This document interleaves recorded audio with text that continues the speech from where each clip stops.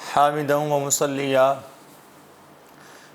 اما بعد فاعوذ باللہ من الشیطان الرجیم بسم اللہ الرحمن الرحیم اللہم علمنا ما ينفعنا وانفعنا بما علمتنا یا رب العالمین۔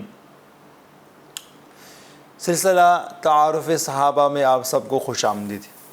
جیسا کہ پچھلے ایپیسوڈ میں آپ نے مولا علی کرم اللہ تعالی وجہہ الکریم کے کچھ احوال سنے تھے، اور ہم نے اسی ایپیسوڈ میں عرض کیا تھا کہ انشاءاللہ اگلے ایپیسوڈ میں ہم آپ کی خلافت کے بعد کے احوال بیان کریں گے۔ جب حضرت عثمان غنی رضی اللہ تعالی عنہ کی شہادت ہوئی تو آپ کی تدفین وغیرہ کے بعد مولا علی کرم اللہ تعالی وجہہ الکریم نے خلافت کو سنبھال لیا۔ وسط الغابہ جلد نمبر 3 صفحہ نمبر 610 پر یہ آپ کی بیعت کا واقعہ موجود ہے۔ اس میں بیان کیا گیا ہے کہ حضرت سعید بن مسیب فرماتے ہیں کہ لما قتل عثمان جاء الناس كلهم الى علی یہرعون، کہ جب حضرت عثمان رضی اللہ تعالی عنہ کی شہادت ہوئی تو تمام لوگ مولا علی کرم اللہ تعالی وجہہ الکریم کے پاس آئے۔ اصحاب محمد وغیرہم کلہم یقول، تو حضور نبی کریم صلی اللہ علیہ وآلہ وسلم کے اصحاب باقی تمام مولا علی کرم اللہ تعالی وجہہ کے پاس آئے اور عرض گزار ہوئے نبایعک فمد یدک، کہ ہم آپ کی بیعت کرنا چاہتے ہیں کہ آپ اپنے دست مبارک آگے کریں، انت حق بیا، کہ آپ خلافت کے زیادہ حقدار ہیں۔ مولا علی کرم اللہ تعالی وجہہ الکریم نے فرمایا کہ لیس ذاک الیکم انما ذاک الی اہل بدر، کہ فرمایا نہیں، آپ اہل بدر جو بدری صحابی ان سے معلوم کر لیں کہ وہ اگر اس بات پر راضی ہے، مطلب مہاجرین و انصار، وہ اگر اس بات پہ راضی ہے تو تم میری بیعت کر لینا، وگرنہ اس کا میں اہل نہیں ہوں۔ فرمایا فمن رضی بی اہل بدر فهو خلیفۃ، کہ جس سے اہل بدر راضی ہوں گے وہی خلیفہ ہوگا۔ فلم یبق احد الا اتى علیٰ، فرمایا کوئی بھی جو باقی نہیں رہا، تمام کے تمام جو ہے وہ مولا علی کے پاس آئے اور تمام نے بھی یہی کہا ما نرى احدا احق بها منك فمد يدك ونبايعك۔ اہل بدر نے بھی یہی کہا کہ ہم آپ کے سوا کسی کو خلافت کا حقدار نہیں جانتے، کہ آپ اپنا دست مبارک بڑھائیے کہ ہم آپ کی بیعت کرتے ہیں۔ تو آپ نے فرمایا کہ طلحہ اور زبیر کہاں ہیں؟ فکان اول من بایعہ طلحہ بلسانہ وسعد بیدہ، تو حضرت طلحہ حضرت سعد یہ پہلے شخص تھے جو آپ جنہوں نے آپ کی بیعت کی۔ حضرت طلحہ نے زبانی بیعت کی تھی اور انہوں نے اپنے ہاتھ سے بیعت کی تھی۔ جب مولا علی کرم اللہ تعالی وجہہ الکریم نے پورا معاملہ دیکھ لیا تو آپ نکلے مسجد کی طرف اور آپ چڑھے ممبر پر، آپ نے اس کے بعد خطبہ دیا۔ خطبہ دینے کے بعد آپ کی جو ہے وہ سب سے پہلے بیعت حضرت طلحہ نے کی اور اس کے بعد آپ کی بیعت حضرت زبیر نے کی۔ جب بیعت ہوئی تو بیعت ہونے کے بعد جو معاملہ پیش آیا وہ یہ تھا کہ سیدنا عثمان بن عفان رضی اللہ تعالی عنہم کے قاتلین کا قصاص۔ جب یہاں پہ آپ کی بیعت ہوئی تو اس وقت بی بی عائشہ رضی اللہ تعالی عنہ مکہ مکرمہ گئی تھی حج کرنے کے لیے، اور وہاں پہ آپ کو معلوم ہو گیا کہ سیدنا عثمان بن عفان رضی اللہ تعالی عنہ کو شہید کر دیا گیا ہے ظلماً۔ ادھر سے حضرت طلحہ نے بیعت کر لی تھی، حضرت زبیر نے بھی بیعت کر لی تھی، لیکن وہ بیعت ان کی لسانی تھی، چونکہ جب انہوں نے دیکھا کہ مولا علی کرم اللہ تعالی وجہہ الکریم ابھی ان کی بیعت کے جو ہے وہ خلافت کے ابتدائی دور ہے اور باغیوں کا یہاں پہ غلبہ ہے اور باقی باغی غلبہ یہاں پہ زیادہ ہے، تو مولا علی کرم اللہ تعالی وجہہ الکریم ابھی حضرت عثمان کے قاتلین سے قصاص نہیں لے سکیں گے، تو ان کا یہ اجتہاد تھا، لہٰذا پہلے ہم جو ہے وہ حضرت عثمان کے قاتلین کا قصاص لیں گے، اس کے بعد ان کی بیعت کریں گے۔ تو یہ مولا علی کرم اللہ تعالی وجہہ سے اجازت لی کہ ہم جا رہے ہیں مکہ مکرمہ۔ یہ مکہ مکرمہ آئے اور تمام صورتحال سے بی بی عائشہ رضی اللہ تعالی عنہ کو باخبر کیا۔ جب بی بی عائشہ کو یہ بات معلوم ہوئی تو آپ نے وہاں پہ خطبہ دیا اور خطبہ اس بات پر دی کہ قاتلین عثمان کو قتل کیا جائے، کیونکہ انہوں نے حضرت عثمان غنی رضی اللہ تعالی عنہ کو شہید کیا ہے ظلماً۔ تو آپ کے اس خطبے کے بعد صحابہ کرام کچھ گروہوں میں بڑھ گئے. کچھ نے کہا کہ ہم مدینہ منورہ جاتے ہیں اور مولا علی کرم اللہ تعالی وجہہ الکریم کو اس بات کا کہتے ہیں کہ پہلے آپ حضرت عثمان کی قاتلین کا قصاص لیں, اس کے بعد ہم آپ کی بیعت کر لیں گے, ان کو آپ ہمارے حوالے کر دیں, ہم ان کو قتل کر دیں گے.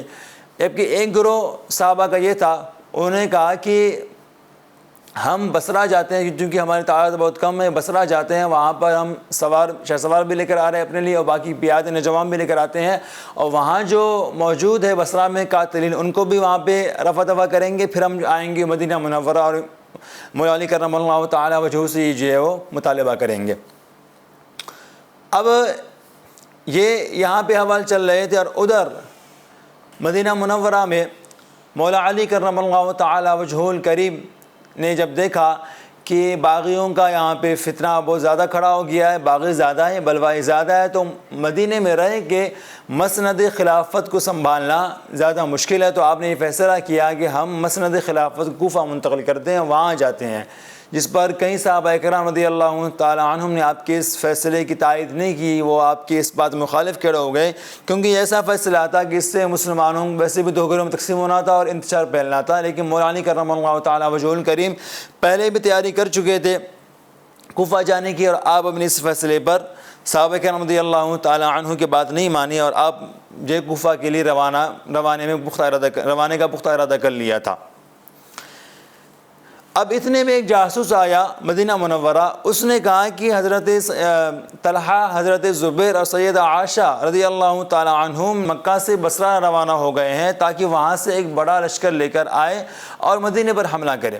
تو آپ نے جاسوس کی یہ بات سن کر یہ فیصلہ کیا کہ بہتر یہ ہے کہ کوفے کے بجائے بصرہ جایا جائے. اگر یہ لوگ اس جاسوس کے قول کے مطابق, اطلاع کے مطابق وہاں سے آئیں گے تو ان سے پہلے ہم مل لیں گے, ان سے صلح کر لیں گے, کیونکہ یہ احتمال بھی تھا کہ وہ ایک فوج لے کر آ رہے ہیں, لشکر لے کر آ رہے ہیں. تو اسی لیے مولا علی بھی اپنے ساتھ ایک لشکر کو لے کر روانہ ہوئے. اس دوران خط و کتابت کے ذریعے, قاصد کے ذریعے بی بی عائشہ اور مولا علی, بی بی عائشہ مولا علی دونوں کے درمیان گفتگو بھی ہوتی رہی, اور مولا علی سے کہا, بی بی عائشہ نے پھر روزی خط و کتابت مولا علی سے کہا کہ ہم صلح کے لیے آ رہے ہیں ابھی, کہ ہم آپ سے یہ بات کریں گے پہلے قاتل عثمان کا خون بہایا جائے, اس کے بعد ہم آپ صلح کر لیں گے. یہ مطلب ان کے بعد ان خط و کتابت کے بعد معاملہ رفع دفع ہونے والا تھا اور صلح کی جو ہے وہ گنجائش نکلنے والی تھی. لیکن جب یہ گفتگو قاتل عثمان نے سنی تو وہ آپس میں میٹنگ میں بیٹھ گئے. انہوں نے کہا کہ اگر ان لوگوں نے صلح کر لی تو ہمارے خون پر صلح کریں گے, اور لہٰذا اگر انہوں نے آپس میں یہ مشورہ کر لیا, میٹنگ کر لی, لہٰذا ان لوگوں کو صلح نہیں کرنے دینا, لہٰذا یہ جنگ کرنا لازمی ہے, اگر جنگ نہیں کریں گے تو ہمارے لیے مسئلہ ہو جائے گا. تو یہ جنگ جمل جو شروع ہونی تھی, جس کے اسباب شروع ہونے کے تھے وہ یہی تھے کہ بی بی عائشہ پہلے ہی صلح کرنے والی تھی حضرت علی رضی اللہ تعالیٰ عنہ سے. البتہ یہ قاتل عثمان جو تھے بیچ میں مولا علی کے لشکر میں شامل تھے کچھ, انہوں نے کہا کہ یہ جنگ ہونی چاہیے وگرنہ ہمارے لیے مسئلہ ہو جائے گا. اب بصرہ میں ایک مقام پر جب یہ مولا علی جب یہاں سے وہاں گئے, بصرہ کے قریب پہنچے اور بی بی عائشہ وہاں سے آئے, ایک مقام پر رات کو ٹھہرے. یہ لوگ ٹھہرنے کے بعد وہاں پڑاؤ کیا, تو اس پڑاؤ میں ایک مفسدین جو تھے قاتل عثمان, انہوں نے اس بات پر اتفاق کر لیا کہ صلح ہونے سے پہلے ان کے درمیان جنگ کو بھڑکانا ہے. لہٰذا ان لوگوں نے مولا علی کے لشکر میں جو کچھ لوگ شامل ہو گئے, اور کچھ لوگ سیدہ عائشہ کے لشکر میں شامل پہلے سے تھے, دو آپس میں گروہ میں بڑھ گئے تھے. انہوں نے کیا کر دیا, دور سے ایک لشکر نے مولا علی کے لشکر پر حملہ کیا اور ایک نے سیدہ عائشہ کے لشکر پر حملہ کیا, جن میں حضرت طلحہ, حضرت زبیر بھی شامل تھے. جب حملہ کیا تو جو لشکر میں جو لوگ فسادی موجود تھے, انہوں نے کہا کہ بھائی بی بی عائشہ کے لشکر نے حملہ کر دیا, اور یہاں سے انہوں نے جو بی بی عائشہ کے لشکر میں تھے انہوں نے کہا کہ حضرت علی کے لشکر نے حملہ کر دیا. اس افراتفری میں جب یہ بات سنی گئی تو یہاں سے بھی لوگ آ گئے, یہاں سے بھی لوگ آگے آ گئے. دونوں لشکر جو نے جنگ شروع کر دی, جنگ اس طرح چھڑ گئی کہ اب اس کو روکنا مشکل تھا. لشکر زیادہ تھی, اور جنگ چھڑنے کے بعد اب یہ مولا علی کرم اللہ تعالیٰ وجہہ انہیں کوشش بھی کر رہے تھے, لیکن ان سے جنگ رکی نہیں, کیونکہ اب لشکر آگے بڑھ گئے تھے اور حملہ شروع کر دیا تھا. اور اس وقت بی بی عائشہ رضی اللہ تعالیٰ عنہ اپنے اونٹ میں بیٹھی ہوئی تھی ہودج میں, اور اس کے ارد گرد لوگ کھڑے بھی تھے اور اس اونٹ کی حفاظت بھی کر رہے تھے, اور آپس میں جنگ بھی چل رہی تھی. اور تاریخ میں آتا ہے کہ تقریباً کئی سارے اصحاب یا کئی حضرت طلحہ بھی اسی میں شہید ہوئے، حضرت زبیر بھی اس جنگ میں شہید ہوئے، اور اس کے علاوہ کئی سارے لوگ اس میں شہید ہوئے، قتل کیے گئے۔ بی بی عائشہ رضی اللہ تعالیٰ عنہ کی چونکہ اونٹنی کھڑی تھی اور لوگ وہاں جمع اس کی حفاظت میں تھے، اور یہاں سے تیر بھی چل رہے تھے، اور کچھ تیروں کا رخ آپ کی اونٹنی کی طرف بھی آ رہا تھا۔ جب مولا علی نے دیکھا کہ اب یہ معاملہ بہت آگے جا رہا ہے، تو آپ نے اشارے سے کسی ایک کو اشارہ کیا کہ ایسا ہو جائے کہ بی بی عائشہ کی جو اونٹنی ہے اس کو بٹھا دیا جائے، اس کے بعد کیا ہو جائے گا، جنگ رک جائے گا۔ تو اس ایک بندے نے آ کے اونٹنی کے پے پر حملہ کر دیا، پے پر حملہ کرنے کے بعد وہ اونٹنی جو ہے وہ زمین پہ آگے گر پڑی۔ جب زمین پہ گری اس کے بعد لوگوں نے دیکھا کہ بھائی بی بی عائشہ کی جو اونٹنی وہ بیٹھ گئی ہے، تو اب وہ شکست کھا گئے، سب جو ہے وہ تھم گئے۔ اس کے بعد جنگ رک گئی۔ رکنے کے بعد مولا علی کرم اللہ تعالیٰ وجہہ بی بی عائشہ کے پاس ہے، آپ کی خیریت پوچھی، آپ نے کہا میں ٹھیک ہوں۔ اس کا تقریباً بصرہ کے اندر مولا علی نے 3 دن قیام کیا، بی بی عائشہ نے بھی قیام کیا۔ اس کے بعد ان کی صلح ہو گئی، تو مولا علی کرم اللہ تعالیٰ وجہہ الکریم نے بی بی عائشہ کو ان کے بھائی حضرت محمد بن ابوبکر کے ساتھ بھیج دیا مدینہ منورہ۔ جب یہ صفین کا معاملہ پورا ہو گیا، جنگ یہاں پہ ختم ہو گئی، معاملہ رفع دفع ہو گیا، تو مولا علی کرم اللہ تعالیٰ وجہہ نے اس کے بعد حضرت امیر معاویہ اور شام والوں کی طرف ایک خط لکھا۔ یہ جنگ صفین اب اس کے بعد شروع ہونے والی تھی۔ اس کے اسباب کیا تھے؟ وہ یہ تھے کہ جب آپ نے خط لکھا حضرت معاویہ کو اور شام والوں کو، تو حضرت معاویہ کے پاس حضرت عمرو بن عاص بھی موجود تھے، صحابی رسول، باقی لوگ بھی موجود تھے۔ جب یہ خط وہاں ان کے پاس پہنچ گیا، تو حضرت امیر معاویہ نے شام کے جو لوگ بڑے بڑے تھے ان سے بھی مشورہ کیا، حضرت عمرو بن عاص سے مشورہ کیا کیا جائے۔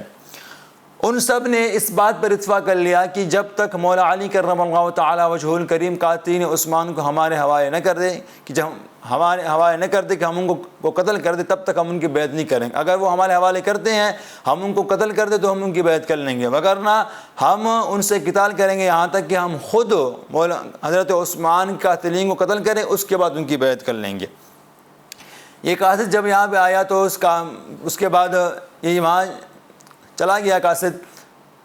اور ایک روایت میں یہ بھی آتا ہے کہ حضرت امیر معاویہ نے بھی اپنا ایک قاصد بھیجا مولا علی کی طرف کہ آپ قاتلین عثمان کو ہمارے حوالے کریں۔ جب یہ وہاں پہنچے قاصد، تو روایت میں آتا ہے کہ جو قاصد تھے یہ مولا علی سے محبت کرنے والے تھے، ان کا احترام بھی کیا کرتے تھے۔ تو وہاں جب پہنچے تو انہوں نے کہا کہ قاتلین عثمان کو ہمارے حوالے کر دے۔ تو وہاں بھی کیا ہو گیا، جتنے بھی لوگ تھے وہاں پہ لشکر میں، ان میں اکثر لوگ کھڑے ہوئے کہ ہم سب قاتلین عثمان ہیں۔ تو اب اس وقت جو ہے وہ حضرت عثمان کے قاتلین کا قصاص لینا بہت مشکل تھا۔ تو مولا علی کا یہ فرمان تھا کہ پہلے میری خلافت ہو جائے مضبوط، اس کے بعد ہم قاتلین عثمان کو قتل کریں گے۔ لیکن حضرت امیر معاویہ نے کہا کہ ہم، شام والوں نے بھی یہی کہا کہ پہلے قاتلین عثمان کو ہمارے حوالے کریں، اس کے بعد ہم آپ کی بیعت کریں گے۔ تو اس بات پر مولا علی کرم اللہ تعالیٰ وجہہ الکریم مکمل لشکر لے کر شام کی طرف بڑھے، اور ادھر سے حضرت عمرو بن عاص نے حضرت معاویہ کو مشورہ دیا کہ آپ بھی لشکر لے کے ان کے مقابلے میں جائیں، اور ان سے ہم قتال کریں گے جب تک وہ ہم ان قاتلوں کو مار نہ دے جو وہاں لشکر میں موجود ہے۔ لیکن چونکہ لشکر میں جو موجود تھے وہ تمام کے تمام مستحکم قاتلین عثمان ہیں، مطلب کوئی ظاہر نہیں ہونا چاہ رہا تھا قاتلین عثمان کون ہے، اس لیے دونوں جانب مسئلہ بن رہا تھا۔ جب آپ کو اطلاع ملی جہاں سے حضرت مولا علی کرم اللہ تعالیٰ وجہہ نکلے، وہاں سے حضرت امیر معاویہ رضی اللہ تعالیٰ عنہ نکلے، تو یوں دونوں لشکر صفین کے مقابر جمع ہو گئے۔ اس جنگ کے دوران خط و کتابت بھی ہوتی رہی، لیکن صلح نہیں ہوئی۔ جب یہ، اور حافظ ابن کثیر کے مطابق، روایت کے مطابق تقریباً یہ جنگ ذی الحجہ سے لے کر صفر کے 17 تاریخ تک چلتا رہا، یعنی 2 مہینے 17 دن۔ جب یہ مکمل اس طرح جنگ چلتی رہی مکمل طور پر، تو کئی سارے لوگ قتل ہوئے، اور روایت میں یہ بھی آیا تھا تقریباً 10,000 لوگ یہاں پہ شہید ہوئے، قتل کیے گئے۔ 5,000 حضرت امیر معاویہ کے لشکر کے تھے، اور 5,000 حضرت علی کرم اللہ تعالیٰ وجہہ کے لشکر کے تھے۔ جب اتنا بڑا معاملہ ہو گیا، تو اب اس وقت دیکھا حضرت عمرو بن عاص نے کہ یہ جنگ اس طرح تھمنے والے نہیں ہے، لہٰذا اس کو روکا جائے۔ تو انہوں نے کیا کر دیا، مصحف شریف کو اٹھایا۔ حضرت عمر نے حکم دیا، باقی سب نے مصحف شریف کو اٹھایا کہ ہم اس مصحف شریف پر، قرآن پاک پر تم سے صلح کرتے ہیں۔ تو ایک روایت میں آتا ہے کہ مولا علی کرم اللہ تعالی وجہہ الکریم نے کہا کہ ہم بھی یہی چاہتے ہیں، جبکہ دوسری روایت میں آتا ہے کہ مولا علی نے ان کی بات نہیں مانی اور یہ آپ نے کہا کہ یہ قرآن پاک کی آڑ میں ہم سے جنگ کرنا چاہتے تھے، لہٰذا ہم ان کی باتیں میں نہیں مانیں۔ البتہ آپ کے گروہ میں کچھ لوگ موجود تھے عراق، انہوں نے کہا کہ جب ہمیں کتاب اللہ کی طرف دعوت دی جائے تو ہم اس کو ٹھکراتے نہیں ہیں، لہٰذا ہم صلح کرتے ہیں۔ اور آپ کی جماعت میں قرہ نامی کچھ لوگ موجود تھے، قرہ کے نام سے مشہور تھے، وہ بعد میں خوارج بن گئے تھے، جن میں مسحر بن فتکی تمیمی اور زید بن حسن نسائی، یہ قرہ نام سے مشہور تھے، بعد میں ہی خوارج بن گئے تھے۔ انہوں نے کہا کہ اے علی، جب آپ کو کتاب اللہ کی طرف دعوت دی جائے تو اس کا جواب اس بات میں نہیں، اس جواب کو ان کو جواب دو اور ان کی بات کو مان لو۔ اگر آپ بات کو نہیں مانیں گے تو ہم آپ کو ساز و سامان سمیت دشمن کے حوالے کر دیں گے، یا ہم آپ کے ساتھ حضرت عثمان بن عفان والا معاملہ کریں گے کہ جب وہ کتاب اللہ پر عمل کرنے میں ہم پر غالب آ گئے تو ہم نے ان کو قتل کر دیا۔ تو قسم بخدا آپ اس بات کو قبول کریں، وگرنہ ہم آپ کے ساتھ ابن عفان والا معاملہ کریں گے۔ یہ انہیں دھمکی تھی مولا علی کو۔ مولا علی کرم اللہ تعالی وجہہ الکریم نے فرمایا کہ جس چیز سے میں نے تم کو روکا ہے اس سے یا اسے بھی یاد رکھنا، اور جو تم نے بات کی ہے اسے بھی یاد رکھنا۔ اگر تم نے میری اطاعت کرنی ہے تو دشمن سے مقابلہ کر لو، وگرنہ جو چاہو کرو۔ انہوں نے کہا، مولا علی سے کہا انہوں نے، آپ اشتر نقی کو بولنے کی پیغام بھیج دیں کہ وہ جنگ روک دے۔ تو مولا علی کرم اللہ تعالی وجہہ نے جنگ بند کرنے کے لیے اپنے پیغام بھیج دیا۔ اس کے بعد خط و کتابت کے بعد دونوں فریقین میں جو ہے وہ تحکیم پر راضی ہو گئے۔ پیغام بھیج دیا، پیغام بھیجنے کے بعد دونوں فریقین تحکیم پر راضی ہو گئے۔ واقعہ تحکیم جو کہ مشہور ہے، واقعہ تحکیم یہ ہے کہ دونوں فریقین، حضرت امیر معاویہ کا لشکر اور مولا علی کرم اللہ تعالی وجہہ کا لشکر، یعنی یہ ان کے جو بڑے بڑے سردار ہیں، حضرت امیر معاویہ، حضرت علی، ان دونوں اپنی جانب سے ایک شخص کو مقرر کر لیں، پھر وہ جو دو آدمی ہوں گے وہ اس امر پر اتفاق کر لیں کہ جس کا فائدہ تمام مسلمانوں کو ہو۔ چنانچہ حضرت امیر معاویہ نے اپنا وکیل حضرت عمرو بن عاص کو منتخب کیا اور مولا علی نے حضرت ابن عباس کو منتخب کیا، مگر وہ جو قرہ نامی جو قرہ کے نام سے مشہور تھے وہ اس بات پر راضی نہیں ہوئے۔ انہوں نے کہا کہ آپ اپنا وکیل حضرت ابو موسیٰ اشعری کو چنیں، ان کا انتخاب کریں۔ انہی میں سے اشعث بن قیس، خوارج میں سے جو اشعث بن قیس تھا، اس نے حضرت ابو موسیٰ اشعری کا اشارہ دیا، اور ان کے اشارہ آنے کے بعد اہل یمن کے لوگوں نے بھی جو ہے وہ اس بات کو مان لیا کہ حضرت ابو موسیٰ اشعری جو ہے وہ فتنہ و فساد سے روکنے والے ہیں، اور آپ رضی اللہ تعالیٰ اس وقت مدینے میں نہیں تھے، آپ اس وقت حجاز میں کسی مقام پر گوشہ نشین تھے۔ مولا علی نے فرمایا کہ میں جو اشتر نقی ہے اس کو حکم بناتا ہوں۔ انہوں نے کہا جنگ کا بہاؤ کرنے والا اور زمین کا جاننے والا اشتر ہی ہے۔ مولا علی نے جواب میں دیا، اب تم جو چاہو پھر کرو۔ خلاصہ کلام یہ ہے کہ وہ لوگ حضرت ابو موسیٰ اشعری کے سوا کسی کو حکم وکیل بنانے پر راضی نہیں ہوئے۔ چنانچہ پھر مولا علی کرم اللہ تعالی وجہہ نے حضرت ابو موسیٰ اشعری کو جو حکم بنا دیا۔ حکم بنانے کے بعد ایک تحریر لکھی گئی، اس میں یہ لکھا کہ دونوں فریقین آپس میں صلح کرتے ہیں اور ان کے حکم جو فیصلہ کریں گے اس پر عمل کیا جائے گا۔ چنانچہ یہ جو معاہدہ تھا یہ رمضان تک کیا گیا، اور اس معاہدے کی تاریخ تھی وہ تقریباً 37 ہجری کو لکھا گیا، اور 17 صفر کی تاریخ تھی۔ 17 صفر جو ہے وہ 37 ہجری کو اس معاہدے کو لکھا گیا، اور اس کی جو مدت تھی وہ یہ تھی کہ رمضان المبارک میں دومۃ الجندل جو ہے وہ مقام ہے، وہاں جو ہے وہ دوبارہ یہ جو حکم ہے وہ جمع ہوں گے، دوبارہ وہاں فیصلہ کیا جائے گا۔ اب جنگ صفین سے مولا علی کرم اللہ تعالی وجہہ یہاں سے فارغ ہو گئے، یہاں پہ جو پورا معاہدہ ہے یہاں سے آپ فارغ ہو گئے۔ آپ کے فارغ ہونے کے بعد جیسے آپ دوبارہ شام سے کوفہ میں داخل ہو گئے تو آپ کی لشکر میں سے کچھ افراد نے آپ سے بغاوت کی، آپ کے خلاف ہو گئے اور آپ پر الزامات بھی لگائے انہوں نے۔ مولا علی کرم اللہ تعالی وجہہ نے حضرت عبداللہ بن عباس کو ان کے پاس بھیجا، انہوں نے ان سے مناظرہ کیا، ان کے جو شبہات تھے ان کو دور کر دیا۔ دور کرنے کے بعد ان میں سے کچھ لوگ جو ہے وہ رجوع کر لیا، دوبارہ لشکر میں آ گئے، اور کچھ لوگ جو ہے وہ آپ کی پھر بھی مخالف رہے. جو نے رجوع کیا تھا اس کے بعد وہ جا کے نہروان کے مقام پر قیام انہوں نے شروع کر دیا, وہاں جا کے رہنا شروع ہو گئے. اور باقی جنہوں نے آپ کے خلاف تھے وہ خلاف ہی رہے. یہ جو لوگ بیچ میں خلاف ہو گئے تھے خوارج وغیرہ, یہاں سے جو خوارج تھے مطلب ان کا پتہ چل گیا تھا کہ یہ لوگ مولا علی کے خلاف تھے. اس طرح کچھ مہینے تو کچھ ماہ وغیرہ چلتے رہے. اس کے بعد جب جو تاریخ آ گئی جس میں کہا گیا تھا کہ رمضان المبارک میں دومۃ الجندل کے مقام پر جو ہے وہ سب جمع ہو جائیں گے بعد میں, تو مولا علی کرم اللہ تعالی وجہہ نے اب وہاں پہ حضرت موسیٰ عاشر رضی اللہ تعالی عنہ کو اس مقام پر بھیجا تاکہ جو ہے وہاں جو معاملہ ہے وہ پورا ہو جائے. لیکن یہاں خوارج کا معاملہ زور پکڑ گیا. انہوں نے فساد شروع کر دیے, آپ پر الزامات لگایا, آپ کو صراحتاً کافر کہا کہ آپ نے حکم بنا کر کفر کیا ہے, کیونکہ لا حکم الا للہ کے بے صرف حکم کیا ہے اللہ تعالیٰ کا ہے. آپ نے حکم بنا کر کفر کیا کہ آپ نے اللہ تبارک و تعالیٰ کے فیصلے کی نافرمانی کی. اس طرح انہیں کئی سارے لوگوں کو وہاں قتل بھی کر دیا. حضرت عبداللہ بن خباب کو ان کی بیوی سمیت جو حاملہ تھی ان کو بھی قتل کر دیا. تو جب مولا علی نے ان حرکات کو دیکھا, سخت انہوں نے جس طرح حرکات قبیحہ کی, انہوں نے جب مولا علی نے کام دیکھا تو آپ نے وہاں شام جانے کا ارادہ ترک کر دیا کہ دوبارہ وہاں نہیں جایا جائے, پہلے جو ہے ان سے نمٹا جائے, ان سے قتال کیا جائے, یہ جو ہے وہ مسلمانوں کو مار رہے بے گناہ.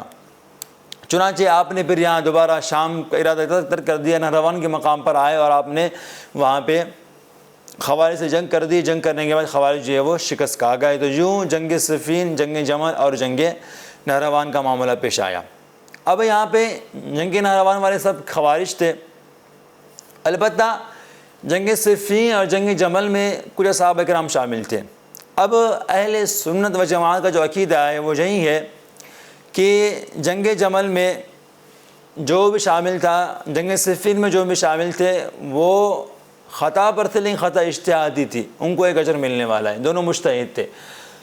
مولا علی کرم اللہ تعالی وجہہ وہ حق پر تھے اور آپ مجتہد تھے, تو آپ کو 2 ثواب ملنے والے. یہ عقیدہ ہے اہل سنت و جماعت کا کہ ان میں سے کسی اصحاب کرام رضی اللہ تعالی عنہم کے بارے میں ہمیں طعن کرنے, ان کو برا بھلا کہنے سے منع کیا گیا. جیسے ہم نے کہ پہلے ایپیسوڈ میں بیان کیا تھا کہ صحابہ کرام رضی اللہ تعالی عنہم کے خلاف بات کرنا اور ان کو گالی دینا, ان کے خلاف زبان درازی کرنا منع ہے, اور حضور نبی کریم صلی اللہ علیہ وآلہ وسلم نے اس سے روکا بھی ہے. ہم نے پہلے ایپیسوڈ میں اس پہ تفصیلی گفتگو کی تھی. تو اب چاہے حضرت معاویہ ہو, چاہے بی بی عائشہ ہو, چاہے حضرت طلحہ ہو, چاہے حضرت زبیر ہو, ان کے بارے میں ہم اپنی زبان کو بند رکھیں گے. ان کی جو فضائل قرآن و حدیث پاک میں جو بیان ہوئے ان کو ہم بیان کریں گے. باقی جو ان کی جو معاملات آپس میں جو ہوئے تھے ان کے بارے میں ہم ان کی کوئی گفتگو نہیں کریں گے. کیوں؟ کیونکہ حدیث میں بھی یہ آیا ہوا, باقی ہمارے اسلاف کا طریقہ بھی یہی ہے. چنانچہ امام احمد بن حنبل یہ مجموعۃ الفتاوی میں جلد نمبر 4 صفحہ نمبر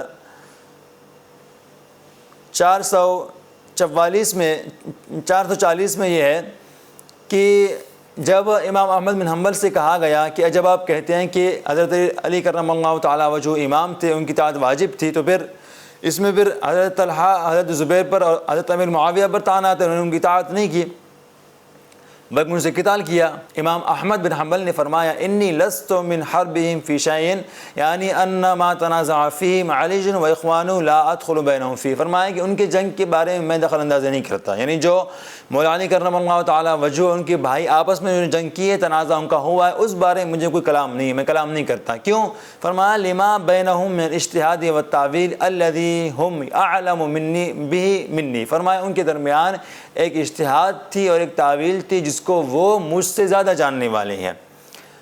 فرمایا ولیس ذلک من مسائل العلم التي تعنینی, اور یہ ایسی مسائل بھی نہیں جن کی جو وہ جانا مجھے ضروری بھی ہو. حتی عارف حقیقت کل حال کل واحد منہم, یہاں تک کہ میں ان میں سے ہر ایک کی حقیقت کو جان لوں, اس پہ کھوج کرنے کی مجھے ضرورت بھی نہیں ہے. فرمایا انا مأمور بالاستغفار لهم, ہاں مجھے یہ حکم دیا گیا ہے کہ میں دونوں فریقین کے لیے کیا کروں, استغفار کروں. وان یکون قلبی لهم سلیما ومأمورا بمحبت, میرا دل جو ہے وہ ان کے بارے میں صحیح اور سلامت ہو اور ان کی محبت سے معمور ہو، موالاتی میں ان کی محبت میں اپنے دل میں رکھوں، وَلَهُم مِّنَ السَّوَابِقِ وَالْفَضَائِلِ مَا لَا يُهْدَرُ، کہ ان کے کئی سارے جو ہے وہ سبقت اسلام کی طرف اور فضائل ہیں جن کو ایسے ہی نظر انداز نہیں کیا جا سکتا۔ تو یہ امام احمد بن حنبل کا قول ہے کہ آپ نے ان کے بارے میں بھی جو ہے وہ منع فرمایا۔ باقی اس طرح جتنے بھی ہمارے ائمہ کرام اہل سنت و جماعت کے سب نے یہ حکم دیا ان کے بارے میں جو ہے وہ کف اللسان کہا جائے۔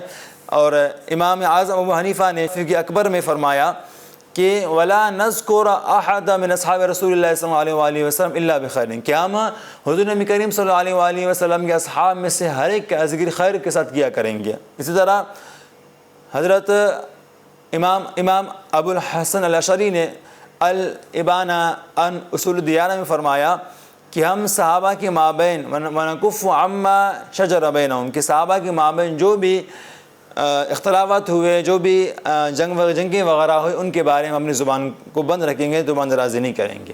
تو یہ ہمارے ائمہ کا موقف ہے کہ مولا علی حق پر تھے اور باقی صحابہ کرام خطا اجتہادی پر تھے، ان کے بارے میں زبان درازی نہ کی جائے، ان کی زبان کو بند کیا جائے اور ان کا ذکر خیر سے کیا جائے۔ البتہ وہ حضرت عثمان بن عفان رضی اللہ تعالی عنہم کے قاتلین کا جو قصاص تھا اس کو لینے میں انہوں نے اجتہاد کیا، اور مولا علی جو ہے وہ اپنے خلافت کے معاملے میں حق پر تھے، اور انہوں نے اس معاملے کو کہا کہ ہم اس کو بعد میں رکھیں گے جب تک ہم ان پر قابو پا لیں۔ تو اس پہ یہ معلوم ہوا کہ ہمیں صحابہ کرام رضی اللہ تعالیٰ عنہم کے بارے میں جو اختلافات ہو، اس بارے میں تاریخ کے جو حوالے ہیں، باقی جو واقعات وغیرہ ہوئے ہیں، البتہ یہ حقیقت ہے، یہ جنگیں وغیرہ ہو چکی ہے، لیکن اس بارے میں اپنی زبان کو بند رکھیں گے، ان کے بارے میں گفتگو نہیں کریں گے۔ اب مولا علی کرم اللہ تعالیٰ وجہہ الکریم کی شہادت کا واقعہ جو پیش آیا، ایک المناک واقعہ تھا۔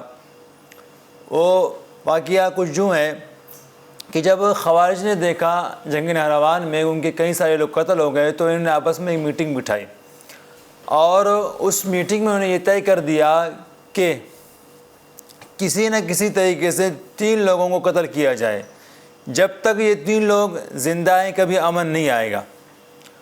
انہوں نے حضرت امیر معاویہ، حضرت عمر بن عاص اور مولا علی کرم اللہ تعالیٰ وجہہ کریم، ان تینوں کا نام لیا، اور یہ بات طے ہوئی کہ ان دونوں کو اگر ہم قتل کریں گے، شہید کر دیں گے، تب جو ہے وہ ہمیں سکون ملے گا۔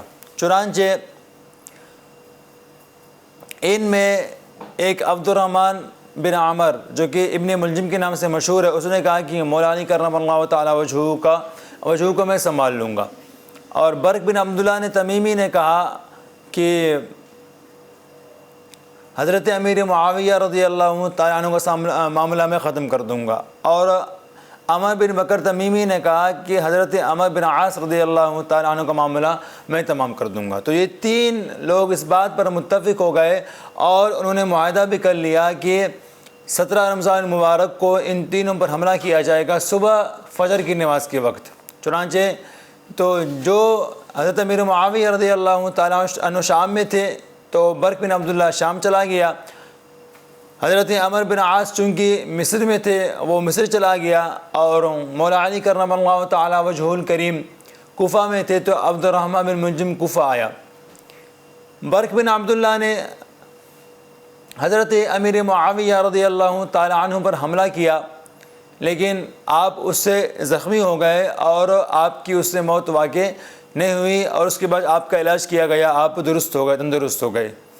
اور عمر بن بکر نے حضرت عمر بن عاص پر حملہ کیا، تو عمر بن بکر نے جب حملہ کیا تو اس لیکن حضرت عمر بن عاص تشریف نہیں لائے تھے کسی مجبوری کی بنا پر، اس نے خارجہ بن حبیبہ آپ کا جو نائب تھا اس کو قتل کر دیا۔ یوں یہ تو حضرات اس دن بچ گئے۔ البتہ عبد الرحمن بن عمر جو کہ ابن ملجم کے نام سے مشہور ہے، وہ جب کوفہ آیا تو کوفہ آنے کے بعد وہ باقی خوارج سے ملا، اور اس نے یہ شناخت چھپائی کہ میں یہاں بھی کیوں آیا ہوں۔ تو ایک دن یوں ہوا کہ بنی رباب کے لوگ بیٹھے ہوئے تھے، اور جنگ نہروان میں جو لوگ ان کے قتل ہوئے تھے ان کے بارے میں گفتگو کر رہے تھے۔ جو گفتگو چل رہی تھی، اسی دوران بنی تمیم کی ایک عورت وہاں سے کھڑی ہو گئی، اور اس کی نظر وہاں پر اس پر پڑی، عبد الرحمن بن عمر ابن ملجم کی۔ اس عورت کا نام تھا قطام بنت شجنہ۔ وہ وہاں سے کھڑے ہوئے تو اس کی نظر اس پر پڑی جو اس کو آ گئی پسند. اس نے کیا کر دیا, اس کو نکاح کا پیغام بھیجا. جب اس کو نکاح کا پیغام بھیجا تو وہ جو عورت تھی خارجیہ تھی, اس کے باپ اور بھائی جنگ نہروان میں قتل ہو گئے تھے, مر گئے تھے مولا علی کے لشکر میں. وہ نہیں تھے, اس کے مقابلے میں تھے جو جنگ نہروان میں, یہ دونوں وہاں پہ قتل ہو گئے تھے. اب اس کو ایک بدلے کی بھڑاس جو اس کے دل میں پہلے سے ہی موجود تھی, اس نے ابن ملجم کو کہا میری 3 شرطیں تب میں تم سے نکاح کروں گی. نمبر 1 مجھے 3000 درہم دو گے, نمبر 2 مجھے ایک غلام دو گے, اور نمبر 3 تم مولا علی کرم اللہ تعالیٰ وجہہ کو قتل کرو گے. جب یہ سنا ابن ملجم میں تو وہ خوش ہو گیا. اس نے کہا میں یہاں اسی کام کے لیے آیا ہوں, لہذا میں تمہاری بات مجھے منظور ہے, میں یہ کام تمام کر دوں گا. اس کے بعد اس عورت نے اس کو, ایک وردان نامی ایک شخص تھا, اس کو کہا کہ تم اس کی مدد کرو, اس کی معاونت کرو. اور اس کے بعد یہ ابن ملجم خود ہی اس نے ایک اور بندہ شبیب نامی ایک شخص کو تیار کیا. اس سے مشورہ کیا کہ ہم مولا علی کرم اللہ تعالیٰ وجہہ کو کل قتل کرنے والے, رمضان المبارک کو 17 رمضان کو ہم ان کو قتل کرنے والے, تم میرا ساتھ دو. اس نے کہا تمہاری ماں تمہیں روئے, یہ کام بہت مشکل ہے, اگر مولا علی کے علاوہ کوئی اور ہوتا تو پھر بات ٹھیک تھا, لیکن چونکہ آپ کی اسلام کی طرف سبقت بھی زیادہ ہے, آپ کے فضائل بھی زیادہ, ہم یہ کام نہیں کر سکتے. اس نے کہا تمہیں یاد نہیں کہ جنگ نہروان میں کتنے لوگوں کو اس نے قتل کیا, ہمارے بھائیوں کو مارا, لہٰذا ہم اس کو قتل کر دیں گے. اس کے بعد وہ شبیب نام اس پر راضی ہو گیا اور انہوں نے ایک خنجر تیار کی زہریلا مولا علی کرم اللہ تعالیٰ وجہہ الکریم کے لیے. تو 17 رمضان مبارک کے دن جب مولا علی کرم اللہ تعالیٰ وجہہ کا معمول تھا کہ آپ نماز کے لیے آتے اور الصلاۃ پکارتے, لوگوں کو نماز کے لیے بلاتے, تو اس وقت جب یہ آپ نماز کے لیے آئے, آپ الصلاۃ پکار رہے تھے, اس وقت پہلے شبیب نے حملہ کیا آپ کے اوپر. جب اس نے حملہ کیا, جو آپ کا ایک طاقچہ تھا جو آپ کے گلے میں آپ نے باندھا ہوا تھا, اس پر لگ گیا, آپ اس کا حملہ ناکام گیا. اس کے بعد ابن ملجم نے حملہ کیا, اور حملہ اس طرح کیا کہ اس نے آپ کے سر پر زخم مارا, جس سے جو ہے وہ خون کا ایک فوارہ نکلا, جس سے آپ کی پوری داڑھی شریف خون سے رنگین ہو گئی. مولا علی کرم اللہ تعالیٰ وجہہ زمین پر تشریف لے کر آئے. اس کے بعد وردان نامی شخص وہاں سے بھاگ گیا, جس کو حضرموت کے ایک آدمی نے وہاں قتل کر دیا, مار دیا, اور شبیب بھی بھاگ گیا, چلا گیا, وہ بچ گیا. البتہ اس ابن ملجم نامی شخص لائن کو وہاں سے پکڑا گیا اور اس کو مولا علی کرم اللہ تعالیٰ وجہہ کے بارگاہ میں پیش کیا گیا. مولا علی نے حبیرہ نامی ایک شخص کو حکم دیا کہ وہ فجر کی نماز پڑھائے. اس کے بعد آپ کو لایا گیا آپ کے گھر میں. آپ نے کہا کہ اگر میں زندہ رہا تو میں اس سے خود نمٹ لوں گا, اگر میں زندہ نہیں رہا تو ابن ملجم کو تم قتل کر دینا. تو یوں مولا علی کرم اللہ تعالیٰ وجہہ الکریم تقریباً 4 دن زندہ رہے, اور 21 رمضان المبارک کو آپ کی شہادت ہوئی. اور آپ کے بیٹے امام حسن امام حسین حضرت عبداللہ بن جعفر نے آپ کو غسل دیا اور آپ کو 3 کپڑوں میں دفن کر دیا. یہ جو آپ کی شہادت ہوئی, اس شہادت کی خبر حضور نبی کریم صلی اللہ علیہ وآلہ وسلم نے پہلے ہی آپ کو دی تھی کہ آپ کا قاتل جو ہے وہ دنیا کا سب سے بدبخت آدمی ہوگا. چنانچہ اصول الغابہ میں ہے کہ مولا علی کرم اللہ تعالیٰ وجہہ فرماتے ہیں قال علی رسول اللہ صلی اللہ علیہ وآلہ وسلم من اشقى الاولین, کہ حضور نبی کریم صلی اللہ علیہ وآلہ وسلم نے مجھ سے فرمایا کہ دنیا میں پہلے والے لوگوں میں جو گزر چکے ان میں سب سے بدبخت کون ہے؟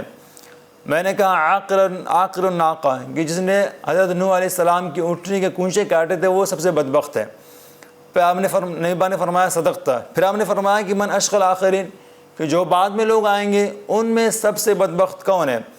تو مولا علی فرماتے ہیں کہ میں نے کہا لا علم لی یا رسول اللہ, کہ مجھے اس بات کا علم نہیں ہے اللہ کے رسول.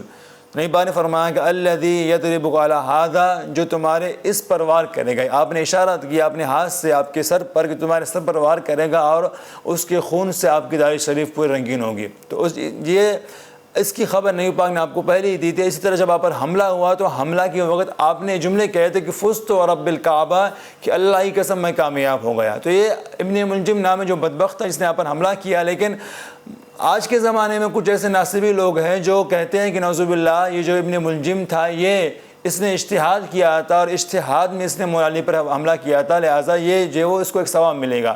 اس کا دفاع کرتے نظر آیا, جس کو نبی پاک نے پہلے بھی کہا تھا ایک جو وہ دنیا کا آنے والے جتنے بھی لوگ آخر میں آئیں گے سب سے بدبخت ترین آدمی یہی ہے. جب مولا علی کرم اللہ تعالیٰ وجہہ کی شہادت ہوئی تو اس کے بعد آپ کی تدفین کہاں ہوئی, اس بارے میں مختلف روایات ہے. علماء کا بھی اختلاف ہے, مورخین کا بھی اختلاف ہے کہ آپ کی جو ہے وہ قبر شریف کہاں پہ ہے. ایک قول یہ ہے کہ آپ کو جامع مسجد جو کوفہ میں تھا وہاں دفن کیا گیا. ایک قول یہ ہے کوفہ میں قصر الامارہ جو دار الامارہ کے نام سے مشہور ہے وہاں بھی آپ کو دفن کیا گیا. اور حافظ ابن کثیر نے کہا کہ زیادہ مشہور ہے اور اس یہ روایت جو ہے وہ کہ دار الامارہ میں آپ کو دفن کیا گیا ہے. جبکہ ایک قول یہ ہے کہ نجف میں جو ہے وہ مشہد کے نام سے جو مشہور جگہ ہے وہاں پہ آپ کو دفن کیا گیا. اس کا جو ہے وہ اکثر مورخین نے انکار کیا ہے کہ نجف میں جو مقام مشہد ہے وہاں پر آپ کی قبر شریف نہیں ہے، بلکہ وہ جگہ ہے وہ حضرت مغیرہ بن شعبہ رضی اللہ تعالیٰ عنہ کا جو مزار ہے وہ وہاں پر ہے.